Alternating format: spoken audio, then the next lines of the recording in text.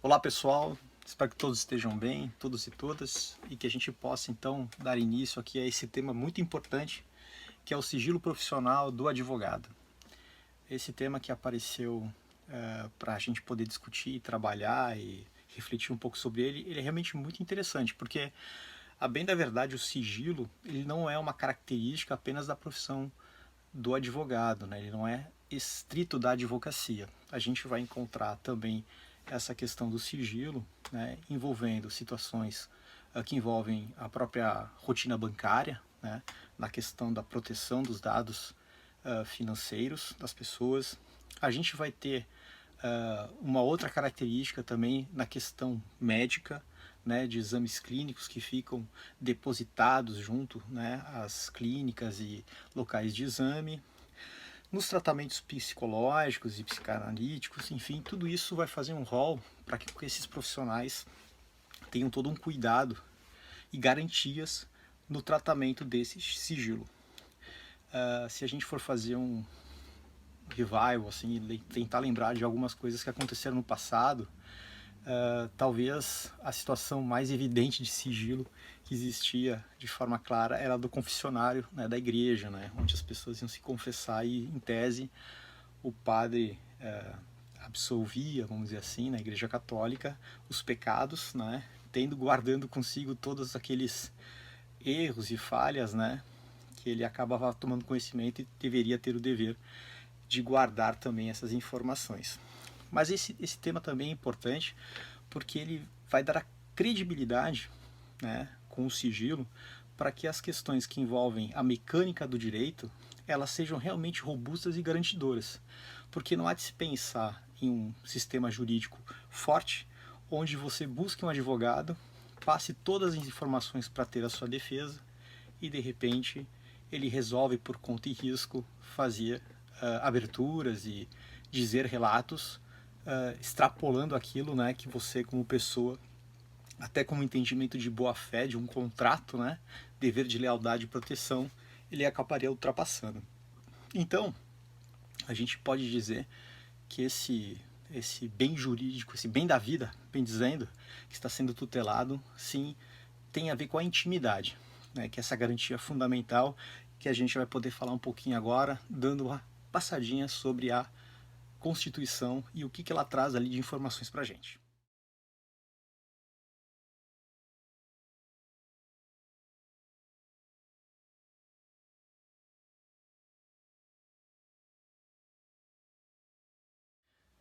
Bom, pessoal, então, retomando, né? Há pouco, no trechinho do vídeo anterior, a gente falou justamente sobre a importância, né, dessa proteção à intimidade. E justamente nos artigos que a gente visualizou na lâmina do slide imediatamente anterior, foi destacado o artigo 5º da nossa Constituição, seus incisos 10, inciso 11, e mais abaixo também está destacado o artigo 133. Então, o que a gente deve analisar aqui para ter um entendimento e conduzir essa conversa até a nossa questão principal, que é o sigilo profissional do advogado, né? Então, vamos lá. No 10, a gente vai observar uma preocupação, né, de proteção com relação à intimidade, à vida privada, à honra e também à imagem da pessoa. Então, veja bem, quando a gente trata com informações, as informações que são entregadas pelo cliente, né, ou pelo paciente a um profissional, e aqui a gente pode de novo fazer aquela leitura mais ampla, essa informação ela tem que ser observada, guardada, né, protegida, e ela não pode ser fruída ou usufruída por esse profissional sem um prévio consentimento. E esse ponto é um ponto importante, né? Porque isso a gente vai perceber mais à frente que ela vai ter um tratamento muito específico na relação do advogado com o seu cliente. No imediato, 11º, também do artigo 5º, a gente vai perceber que ali existe uma relação no cuidado da inviolabilidade da casa, né? Então a gente tem que ter essa preocupação porque ninguém poderia entrar e tomar para si todas as informações ali, exceto naquelas situações previstas, né, como caso de socorro, né, imediato socorro, ou também por questões durante o dia envolvendo, né, os mandados judiciais. Isso é um ponto assim que também a gente vai verificar que vai ter um pouquinho de diferença no tratamento que envolve a função, né, atribuição do advogado. E no 133 a gente já começa a esquentar e ficar mais perto das nossas questões, né, do nosso estudo, porque ela destaca ali que o advogado ele é função necessária para o andamento e o funcionamento da justiça. De novo trazendo que é questões que envolvem a inviolabilidade dos seus atos, né, das suas funções perante, né, o tratamento e suas manifestações perante o tratamento de suas causas. E esses pontos eles vão construindo uma espécie de, chamar assim, estrutura ou barreira que imediatamente agora a gente vai poder também dar uma lidinha e interpretar e observar o que o direito penal vai trazer para a gente também sobre esse aspecto que envolve o sigilo. Então vamos dar uma olhada.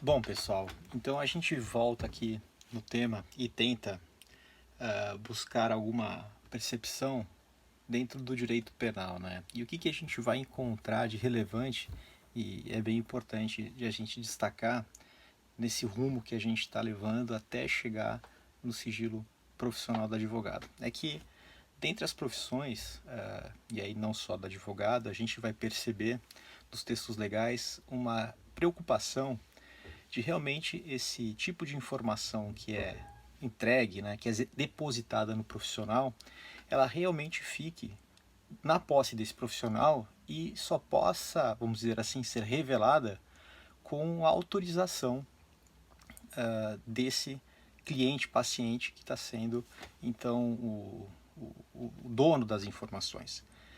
Inclusive, e é interessante que a quebra de sigilo profissional está tipificada, né? E ela então, como a gente viu ali no artigo 154, caracteriza-se como um crime e a pena de detenção nesses casos pode ser de 3 a 1 ano. Claro, é uma pena relativamente baixa, mas que dentro da nossa legislação penal, a gente vai encontrar então nesse grande rol de profissionais que podem ser enquadrados por quebra de sigilo, essa punição. Então, a gente tem que ficar de olho, porque de fato agora a gente vai começar a olhar para o nosso estatuto e ver algumas questões e amarras ainda mais fortes com relação a essa questão do sigilo profissional.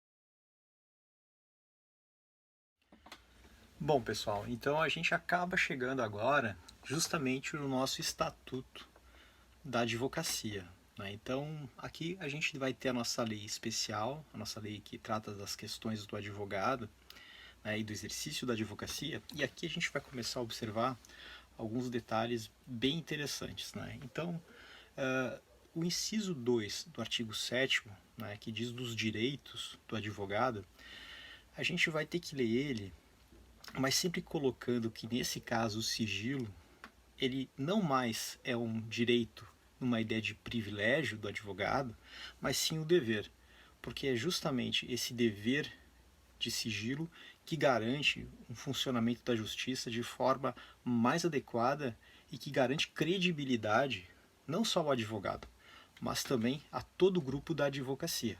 Porque imagina você contar para um advogado uma informação e essa informação ser utilizada, sabe lá de que forma, contra você mesmo.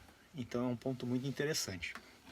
Então, iniciando pelo segundo, o que o segundo tenta trazer para nós? Né? Que todas as informações, material, tudo que tiver contido e na posse, né, do escritório de um advogado, não poderá, né, a qualquer tempo, ser tomado por uma investigação policial de forma que não se cumpra alguns requisitos e verificações.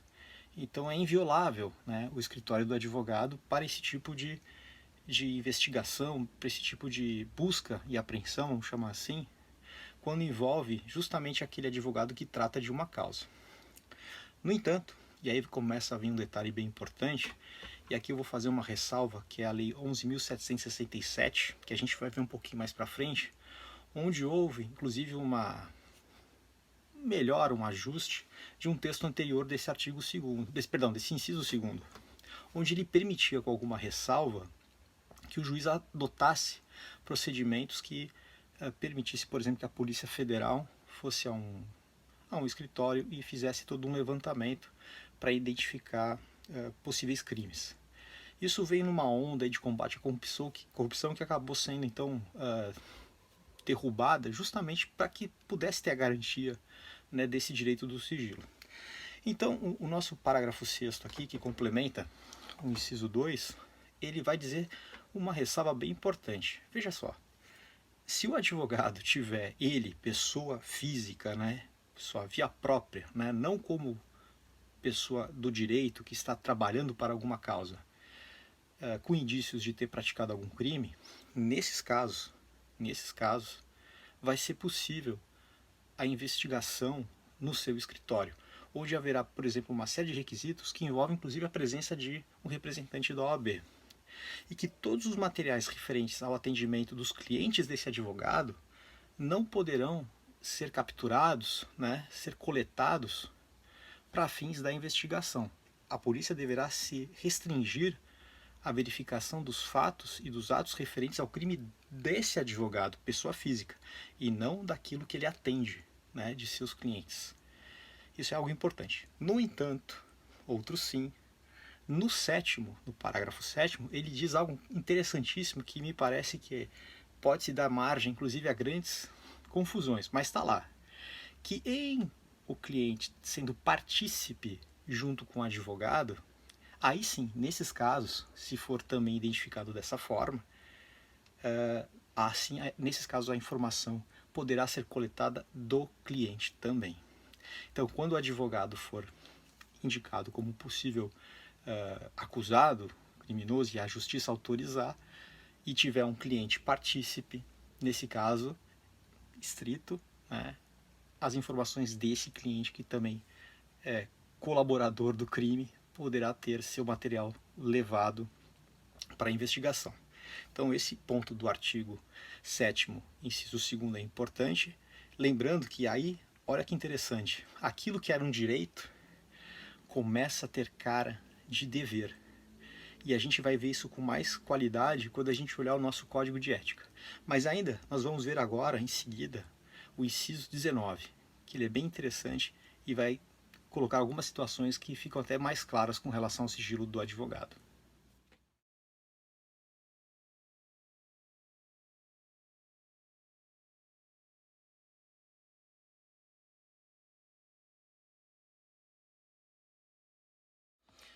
Bom, pessoal, então a gente chega no nosso estatuto, o artigo 7º, ainda sobre esses direitos, né? E também vamos aprofundar no inciso 19, que basicamente vai dizer para a gente o seguinte, que o profissional que funcionou, né, ou que vai funcionar em um processo, ele tem o direito de se recusar a participar como testemunha. Lembrando que nesse caso ele não necessariamente seja o advogado titular, né? Ele pode ter tido conhecimento. Já também o advogado que vai representar, né, um cliente e tenha tido contato com os fatos, né, ou que venha a ter contato com os fatos, mesmo com a autorização desse cliente, também tem o direito de recusa. Por mais que esse cliente, então, venha a dizer que gostaria que ele contribuísse, né, numa eventual situação de testemunha para a prova. E também de outras situações que envolvam o exercício da profissão, né, dado o sigilo profissional, esse advogado ele tem o direito de não se pronunciar, né? Isso está, então, registrado na nossa lei especial, no Estatuto da Advocacia. E lembrando que nos casos em que houver algum descumprimento dessas previsões, o advogado pode ser, conforme os cruzamentos do artigo 34 e 36 do Estatuto, ele pode sofrer aí uma penalidade, né, disciplinar de censura, que, enfim, a gente até entende como pouco, né, mas que dentro de um processo administrativo, né, já é uma outra forma de penalização, se a gente lembrar ali que a gente viu no penal que existe uma possível pena de 3 meses a 1 ano. E em seguida agora vamos olhar então o nosso código de ética e ver o que ele traz também ali para que a gente possa então ir fechando esse conteúdo.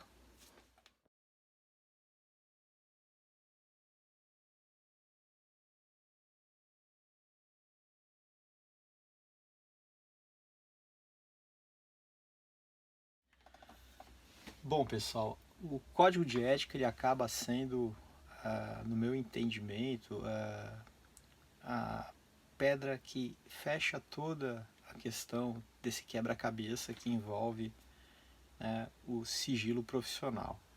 Porque se a gente lembrar que a ética ela tem a ver com essa conduta profissional, e se a gente olhar o estatuto, né, que ele é uma expressão, como a gente viu lá no começo das primeiras aulas, né, os primeiros encontros da cadeira, né, de legislação e ética, aqui no Código de Ética a gente tem isso muito mais claro.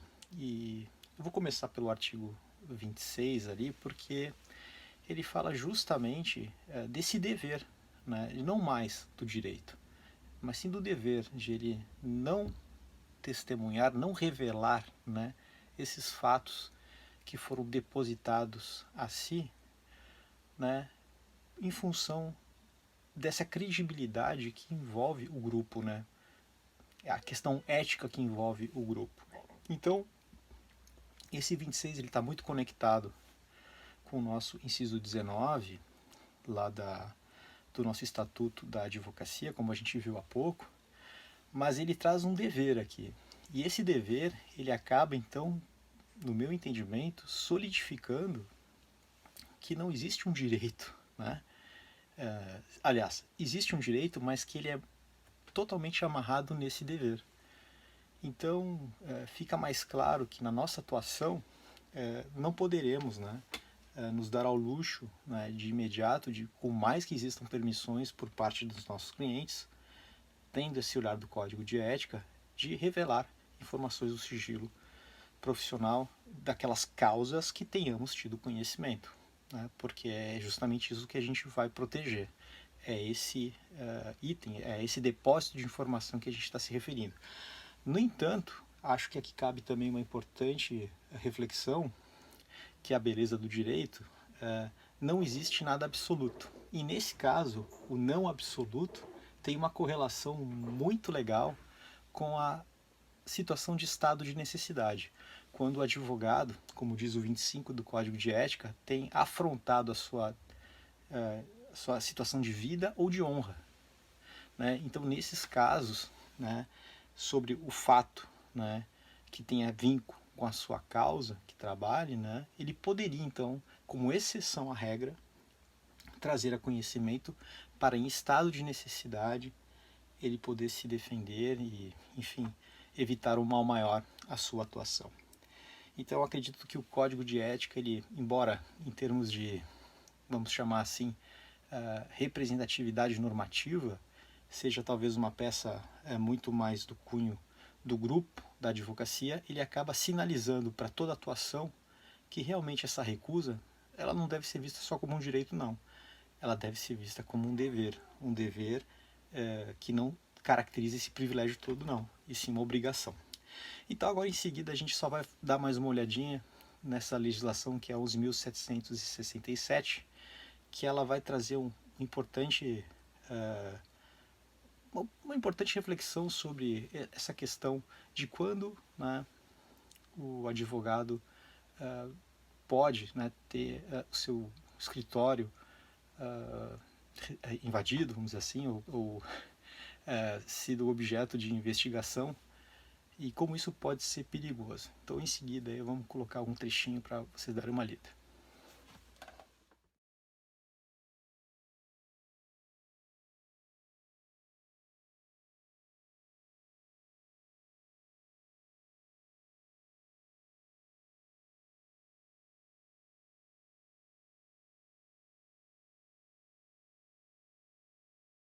Bom, pessoal, e para a gente ir finalizando, então, eu achei interessante pegar esse recorte, né, que eu coloquei imediatamente no slide anterior, para a gente comentar sobre o que a Lei 11.767 trouxe para a atualização do Estatuto da Advocacia, no sentido de garantir essa inviolabilidade, né, também daqueles preceitos constitucionais que a gente viu lá no começo.